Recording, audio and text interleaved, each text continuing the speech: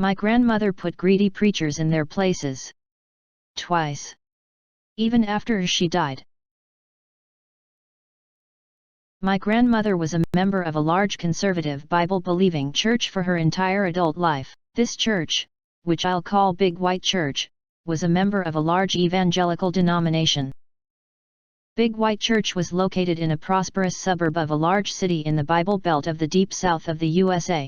Grandma was very active in Big White Church. She worked in the nursery every Sunday morning, helped cook hundreds of church fellowship breakfasts and dinners, accompanied her children and grandchildren on dozens of church retreats and choir tours, taught youth Bible study on Sunday nights and was very active in supporting home missions, as well as helping with other youth programs. She always tithed, and often gave extra for missions and special offerings. Grandma's greatest talent was making other people feel important. I've seen this firsthand many times. Although I belonged to a different church, I often visited with Grandma, and when I did, I usually went to Big White Church functions with her. I've seen her single-handedly cook breakfast for dozens of Big White Church youth, a task which took over 2 hours, even in the church's large kitchen. Then, after the meal, she asked the group for a round of applause for the high school student leader for doing such a great job of organizing the prayer breakfast. I remember that, on a Big White Church youth retreat at a rural church camp, she drove most of the night to go back to the city and retrieve a big box of evangelistic materials, that one of the assistant pastors, whom I'll call As Pastor, had forgotten and asked her to get, in time for our morning program the next day. His boss, the senior pastor, I'll call him Pompous Pastor, never found out that As Pastor had screwed up or that Grandma had fixed it for him. As Pastor never even thanked Grandma. Even though I was a child, this bothered me so much that I asked her about it. She said that she didn't mind at all. She told me her reward would be that those materials would help children find Jesus. Grandma's service to her church ended abruptly at the age of 73, when she broke her back in a car accident. Afterwards, for the last 10 years of her life, she was homebound and could not go to church because of this injury and declining health due to old age. Her mind was just as sharp as ever, and her faith remained sincere. But her body wore out a little more every day. During those 10 years, she made many efforts to reach out to her church, its leadership, and her church friends, inviting them to visit her at her home, etc., without success. Every one of these invitations was declined or simply ignored. Near the end, when she was in home hospice care, she decided to plan her own funeral. She and my grandpa called her church and asked for the senior pastor, Pompous Pastor, whom she had known for over 30 years, to visit her so that they could plan her memorial service, which she and Grandpa wanted to be held at the church. Pompous Pastor was too busy. But As Pastor stopped by a few days later. According to my grandpa, here's what happened at that meeting. With my grandma literally on her deathbed, Grandma, Grandpa, and As Pastor discussed her funeral for a couple of minutes. Then As Pastor started pressuring her to lay up your treasure in heaven by remembering your church in your will. Grandpa told him firmly that this is neither the time nor the place to discuss her will. They went back to discussing the funeral for a few minutes. Then As Pastor steered the conversation back to Grandma's will, with liberal injections of how badly her church needed her support. Grandpa told him several times that it was inappropriate to talk to Grandma about her will or the church's financial needs, because she was terminally ill and in an enormous amount of physical pain. As Pastor would agree and briefly talk about the funeral, but would then go back to talking about the church's financial needs, heavenly rewards, where your treasure is your heart will be also, Matthew 6:21, Luke 12:34, etc. My grandma started crying. To put this into context, Grandma was more than a steel magnolia. She was titanium coated with diamond wrapped in Kevlar. She rarely ever cried, and never ever cried about herself. Not one tear when the doctor told her that her back was broken so badly that she would never walk again, nor during the following 6 months in futile rehab. She would shed sincere but well-managed tears at funerals and while visiting family members in the hospital when they received bad news. She would cry to console others, weep with those who weep. But nobody, not Grandpa, not her daughter, my mom, nor any of my uncles or grandma's siblings ever remembered her crying for herself. My grandma was sobbing uncontrollably. Grandpa, a retired steel worker, former Marine sergeant and Korean War combat veteran, physically grabbed Pastor and escorted him out of their house, not too gently. Contrary to everyone's expectations, Grandma lived another 6 months, mostly because of sheer force of will. Eventually, though, Grandma passed away and we held her memorial service at the funeral home, not Big White Church. Pompous Pastor and Pastor were conspicuously absent. In fact, there were no professional Christians, from Big White Church, at the service at all, not even in the audience. To start the service, Grandpa stood up at the podium in front of the crowd and said, "Some of you may have heard that I disinvited Pompous Pastor and Pastor from this funeral service. This service is not an appropriate place for me to give you my reasons for doing this, although you all know me and so you know that my reasons are good ones. Also, my wife asked me to exclude them. This funeral service may be different from other funerals that you have attended. It is going to be an open microphone funeral. Everyone who wants to say something is invited to come up here and describe your friendship with my wife, tell a story about her that is worth remembering, or anything else that you want to say that will honor her memory and bring comfort to everyone here today." I have asked several family members to prepare statements. But you don't have to have anything prepared.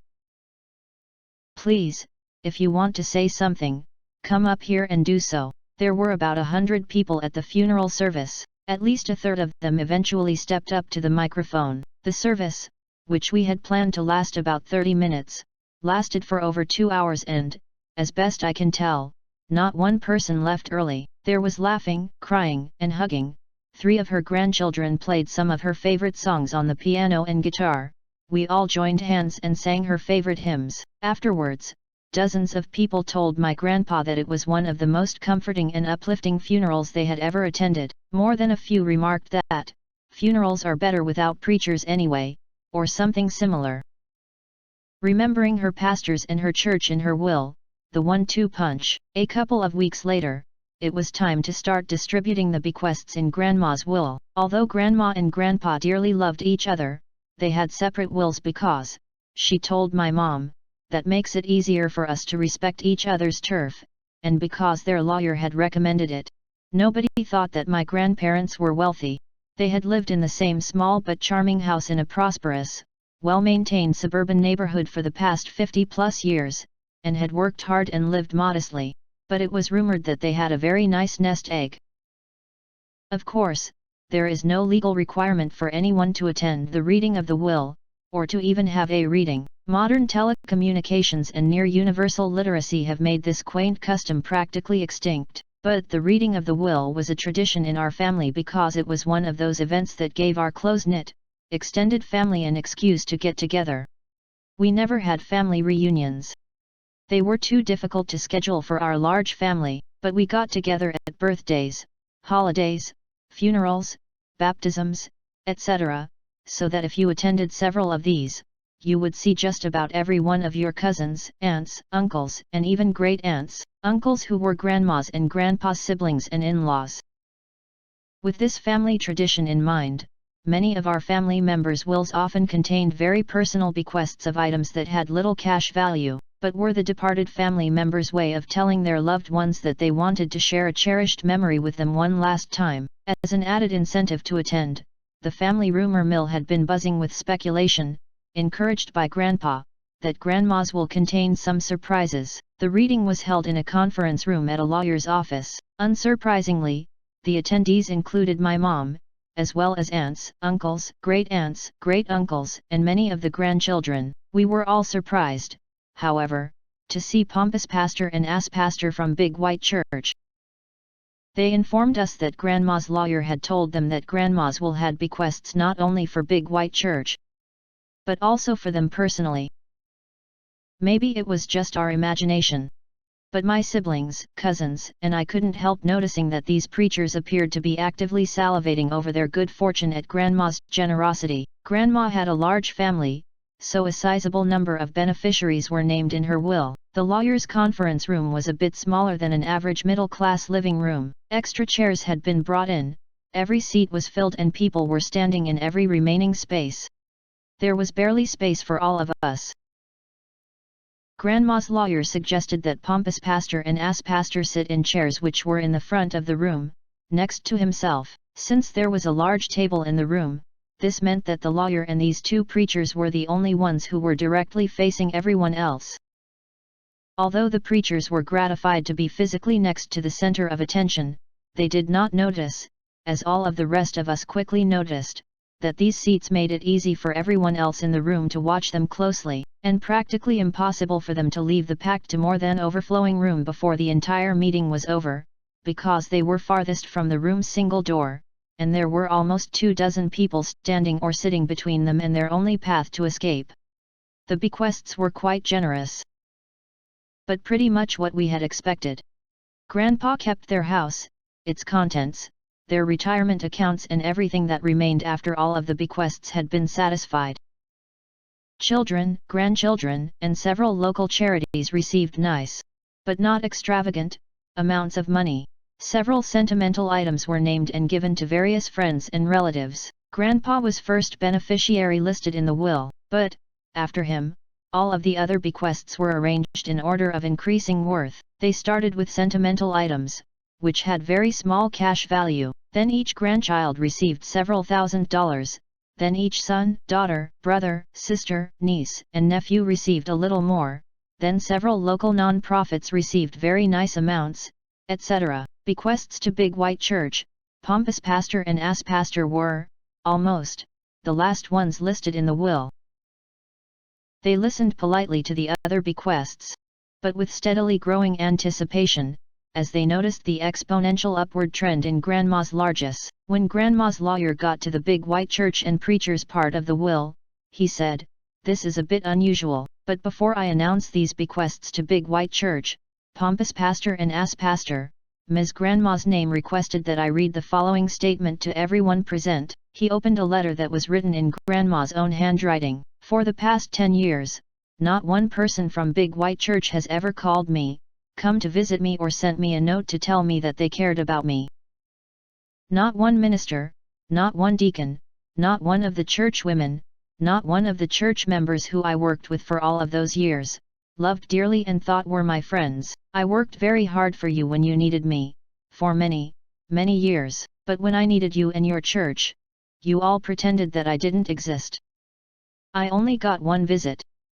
When I was dying and I invited pompous pastor to come to my house and help me plan my funeral. This was my last attempt, after many attempts that I had made over the past 10 years, to reach out to my church and pastor, whom I still loved dearly even though they had made it clear that they did not love me. If only I could have my funeral at my church, maybe some of my church friends, whom I had not seen in a decade, would come to the service to see me one last time, and I know they loved to hear pompous pastor preach, so if he preached at my funeral, maybe they would come to my funeral to hear him, even if they would not have come to see me. But pompous pastor couldn't find the time to visit me, or even call me to tell me whether or not he was willing to preach at my funeral. Ass pastor came by my house, but he didn't want to talk about my funeral. He just wanted me to remember his church in my will. That's all. Just remember his church in my will. It was then that I realized that I had allowed my church to break my heart for one last time. But that was the last time. The very last time. Ass pastor did not know it when he visited me, but Grandpa and I had already prepared my will, long before his visit, which did include a double tithe. 20% of my entire estate, for what was now my former church. Big White Church. This amount was named the amount. An enormous shitload of money. Generating muffled wows from many of her heirs, including me, but I got to feeling badly that we had not personally remembered such nice people as pompous pastor and ass pastor, so I changed my will to include them by name. While I was at it, I changed the amount of money that I left to Big White Church to match all of the love that they have showed to me during the last 10 years of my life, when I was suffering and lonely, and no longer able to work my ass off for them, for free, like I had done for almost half a century. That is her entire written statement, the lawyer said. Now let's get back to the bequests in the will. Bequest to Ass Pastor, 1 cent. Bequest to Pompous Pastor, 1 cent. Bequest to Big White Church, 1 cent. The pompous pastor and ass pastor sat there looking like someone had just injected a gallon of Novocaine into their jaws. Every one of Grandma's family and friends felt an overwhelming urge to laugh out loud. But we kept quiet because we knew Grandma. We knew she wasn't finished yet. Grandma was simply setting them up for a 1-2 punch. The best was yet to come, and we didn't want to miss it. There is one last bequest, the lawyer continued, for a charity called, which he named and I'll call Black Charity. Then he paused before naming the amount. Most of us had no idea what Black Charity was, but, by the looks on their faces, we could tell that Pompous Pastor and Ass Pastor knew Black Charity very well. Their faces displayed the same expressions of shock, dread, and horror that they would have if the lawyer had said, "This bequest goes to the demonic baby eaters to buy extra-large rotisserie barbecue grills and tons of charcoal." Every eye in the room was now fixated on Pompous Pastor and Ass Pastor. The lawyer, who happened to be my uncle, one of Grandma's and Grandpa's sons, let the silence continue a few seconds more. If we had been able to read Pompous Pastor's and Ass Pastor's minds, we would have known the history behind the looks on their faces. Black Charity was sponsored by a large black church just a few miles from Big White Church. They ran a free food/clothing bank, assistance programs for foster children, home delivery of pre-cooked meals for homebound seniors, legal aid, and other social services. A long time ago, Big White Church, which was, and still is, 100% Caucasian, had provided a few years of financial and other support to Black Charity. Then there was a very bitter, acrimonious breakup, allegedly because Black Charity was practicing the social gospel, while Big White Church was preaching the true gospel. Big White Church even sued to try to get some of their money back, although the suit was eventually settled and very little money actually changed hands. But, this being the Deep South, everyone knew the real reason why Big White Church, or any white church, would stop supporting a black charity. Those N were getting uppity and not staying in their place. Grandma and Grandpa had seriously considered leaving Big White Church at that time, but they had reasoned that it was better to stay there and teach tolerance by their words and example. They knew they would never persuade everyone. But maybe they could reach some of the youth at their white church and break the generational cycle of racism. Grandma used to tell us, "My church is my mission field." We did not learn the true depth of her statement until after she died. Since then, Grandma and Grandpa had secretly sent a portion of their tithe to Black Charity every month. Most of Grandma's family, including me, didn't find out about any of this until after the meeting had ended. But Pompous Pastor and Ass Pastor obviously understood what Grandma, by her actions which are more powerful than words, was saying to them.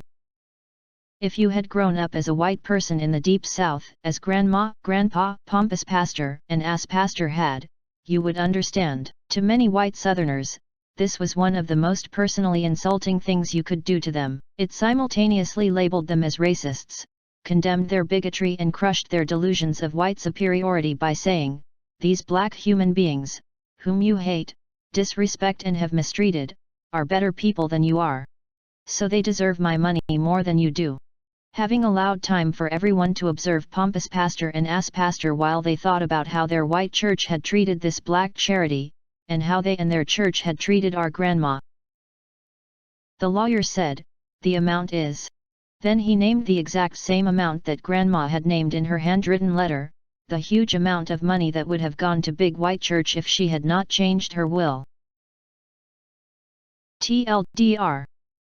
My grandmother generously served her Bible-believing Christian church for almost 50 years, without asking anything in return. But when she became elderly, disabled and homebound, her church acted like she did not exist, until she was in hospice care and literally on her deathbed, when that church showed a sudden interest in telling Grandma to remember your church in your will. She waited until exactly the right moment, in front of exactly the right audience, to expose these greedy assholes for what they were.